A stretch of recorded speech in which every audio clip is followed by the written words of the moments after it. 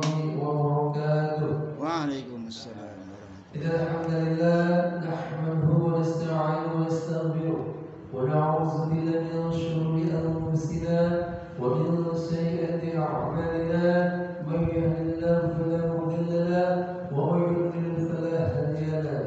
أشهد أن لا إله إلا الله وحده لا شريك له وأشهد أن محمدا عبده ورسوله. Amma ba'du. Puji syukur senantiasa kita panjatkan kehadirat Allah Subhanahu wa taala atas berbagai macam nikmat dan karunia-Nya, terutama nikmat iman wal Islam, nikmat sehat wal afiat, nikmat panjang umur, juga nikmat kesempatan sehingga pada pagi hari ini kita masih diberikan kekuatan oleh Allah Subhanahu wa taala untuk menjalankan kewajiban kita, yaitu sholat subuh yang kemudian kita lakukan secara berjamaah dan akan dilanjutkan dengan kajian. Salawat sering salam dan kita sanjungkan kepada baginda kita Nabi Muhammad sallallahu alaihi wasallam, keluarga sahabat dan umat Islam yang istiqomah dengan sunnah-sunnahnya. Mudah-mudahan kita termasuk di dalamnya dan mendapatkan syafaat baginda Rasulullah sallallahu alaihi wasallam yaumil qiyamah nanti. Amin ya rabbal alamin. Jawab pada pagi hari ini kita akan membahas kitab syarah hadis pilihan Bukhari Muslim. Temanya yaitu pengharaman menunjukkan kemarahan baik dengan perkataan maupun perbuatan. Dalam hadis ke-161 yang artinya dari Abu Musa Abdullah bin Qais radhiyallahu anhu bahwa Rasulullah sallallahu alaihi wasallam membebaskan diri dari wanita yang meratap ketika ditimpa musibah untuk merapuk dan merobek-robek saku baju. Bagi Allah, apa yang diambilnya dan baginya apa yang Dia berikan, Dia mempunyai hikmah yang sempurna dan keputusan yang benar. Dalam hal ini, siapa yang menolak atau berusaha menghalanginya seolah dia menentang qadar Allah dan qadar-Nya. Padahal itu semua merupakan kemaslahatan, hikmah dan merupakan seni keadilan serta kemaslahatan. Karena itulah Rasulullah SAW menyebutkan bahwa siapa yang marah dan terpukul kepada Allah berarti dia berada pada jalan yang tidak terpuji, tidak mengikuti sunnah beliau yang lurus. Dia menyimpang dari jalan itu ke jalan orang-orang yang menjadi berkeluh kesah ketika mendapatkan musibah. Karena mereka bergantung kepada kehidupan dunia ini. Mereka tidak mengharapkan pahala dan keridhaan Allah. Mereka tidak mengharapkan pahala dan keridhaan Allah Subhanahu wa taala ketika sabar menghadapi musibah dan cobaan. Rasulullah SAW membebaskan diri dari orang-orang yang lemah imannya, yang tidak sabar ketika ditimpa musibah hingga membuat mereka mengeluarkan kata-kata kemarahan seperti meratap dan meraung-raung, atau mereka melakukan perbuatan yang menunjukkan rasa marah seperti memukul rambut dan merobek-robek saku yang berarti menghidupkan kebiasaan jahiliyah. Wali-wali Allah adalah orang-orang yang apabila ditimpa musibah mereka menyerahkannya kepada Allah, seperti yang difirmankan oleh Allah Subhanahu wa taala dalam surat Al-Baqarah ayat 196, 197 yang artinya yaitu orang-orang yang apabila ditimpa musibah mereka mengucapkan sesungguhnya kami adalah milik Allah dan padanya kami kembali. Mereka itulah yang mendapat keberkahan dan yang sempurna dan rahmat dari Rabb mereka, dan mereka itulah orang-orang yang diberi petunjuk. Iman kepada Allah Ta'ala mengharapkan pahala dan karunia-Nya merupakan lindungan yang senantiasa diandalkan orang yang tertimpa musibah hidup ini. Karena dengan begitu dia mendapatkan ketenangan, keamanan dan ketentraman. Karena Allah diberikan hanya kepada orang-orang yang sabar. Dengan cara itu dia akan memulai keringanan dalam hidup dan kemudahan dalam segala urusan. Karena itulah ada yang mengatakan, barang siapa mengetahui Allah maka musibah yang menimpanya menjadi ringan. Rasulullah SAW bersabda, benar-benar menakjubkan orang mukmin itu karena semua urusannya menakjubkan hingga mendapatkan kesenangan, maka dia bersyukur dan itu merupakan kebaikan baginya. Jika ditimpa musibah maka dia dia bersabar, dan itu merupakan kebaikan baginya, dan yang demikian itu tidak terjadi kecuali bagi orang mukmin.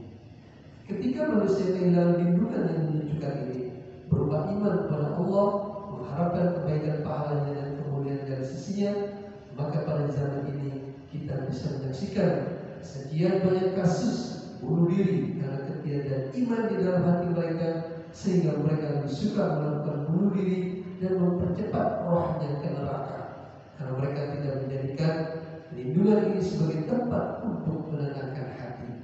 Yang dengan lindungan itulah orang mukmin merasa yakin terhadap janji Allah. Bahkan karena sebab yang amat remeh sekalipun, mereka menyudahi hidupnya tanpa menyadari bahwa sesungguhnya mereka beralih ke siksaan yang jauh lebih menyakitkan dan lebih mengenaskan dari keadaan mereka sebelum itu. Mereka bisa diibaratkan orang yang mencari pertolongan dari panasnya pasir dengan bara api. Mereka tidak memiliki hati orang mukmin yang ridha, yang menganggap kecil semua musibah jika dibandingkan dengan pahala yang di sisi Allah. Menurut pendapat Ahlus Sunnah wal Jamaah, bahwa orang muslim tidak keluar dari lingkup Islam karena dia melakukan kedurhakaan, meskipun dikategorikan dosa besar seperti membunuh orang tanpa ada alasan yang benar.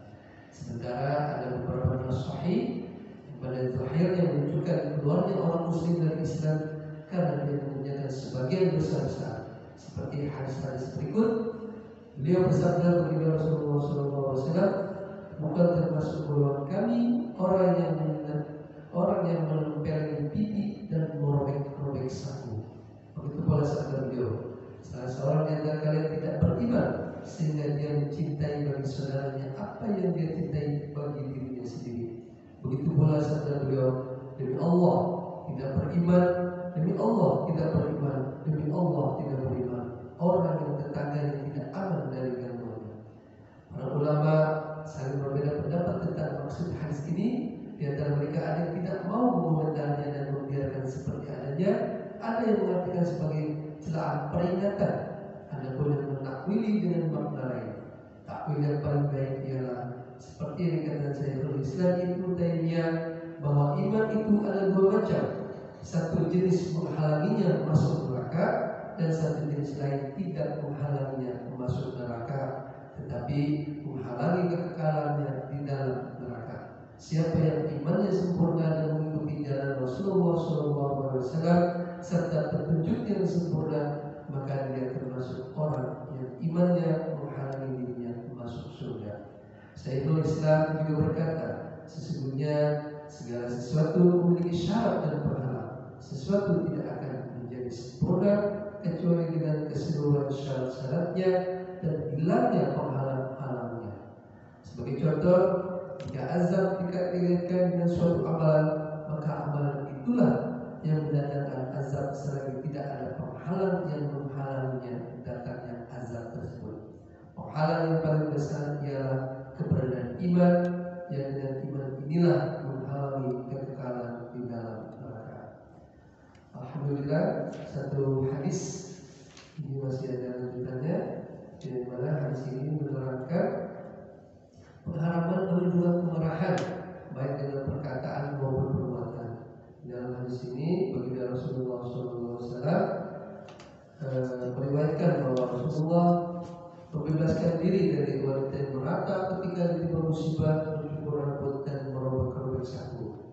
Di mana dijelaskan di sini bahwa pengharapan menunjukkan kemarahan terhadap qadar Allah yang menyedihkan dengan meratapkan, menampakkan rasa ratapan tangis, seruan dan yang lain-lainnya, menaburkan debu, kepala dan sebagainya. Ini yang dilakukan oleh zaman sebelum Rasulullah SAW, yaitu zaman jahiliyah. Dan inilah yang baginda luruskan atau benar yang tidak dibenarkan oleh baginda Rasulullah SAW.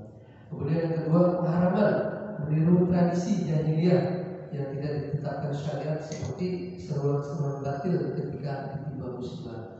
Jadi kalau kita ditimpa musibah, baginda menyarankan untuk bersabar, karena semua ini adalah ketentuan dari qada dan qadarnya Allah Subhanahu wa taala. Yang ketiga, perkataan dan perbuatan semacam ini termasuk dosa besar, karena Rasulullah SAW di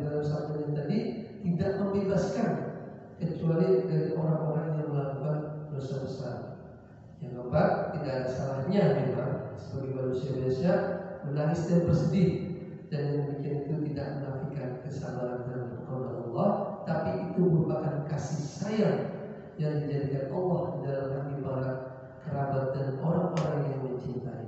Rasulullah SAW juga menangis dan menitikkan air mata seraya bersabda, kami tidak mengatakan kecuali yang membuat Rabb Allah ridho. Bahkan sebagian orang ada yang mensunahkan menangis. Para ulama memiliki pendapat tentang hal ini. Jadi mudah-mudahan apabila kita ditimpa musibah, kita harus bersabar dan menerima apa yang menjadi kenyataan, karena itu merupakan qada dan qadar Allah Subhanahu wa taala. Bahkan ditegaskan di dalam surat Al-Baqarah. Mungkin seringkali kita mendengar ayat ini yang kami ucapkan, yaitu inna lillahi wa inna ilaihi raji'un. Sesungguhnya kami ini adalah milik Allah dan kepadanya kami kembali. Mudah-mudahan apa yang disampaikan pada pagi hari ini bisa menambah keimanan kita, terutama di dalam kehidupan kita, dan dapat diamalkan tentunya bagi saya pribadi dan yang mendengarkan.